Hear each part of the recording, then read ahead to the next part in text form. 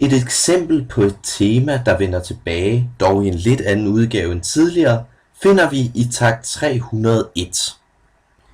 Vi har de samme intervaller, som vi havde i starten, startende med en kvint, efterfulgt af en kvart. Dette ser vi som sagt også første gang hovedtemaet optræder. Først en kvint, og derefter en kvart. Der er dog et par forskelle. For det første bliver stykket i gennemføringsdelen spillet i en anden tonart. Det er altså moduleret. Dette er også typisk for gennemføringsdelen, der også bliver kaldt modulationsdelen. Den anden forskel ligger i dynamikken. Første gang vi hører temaet, bliver det spillet pianissimo.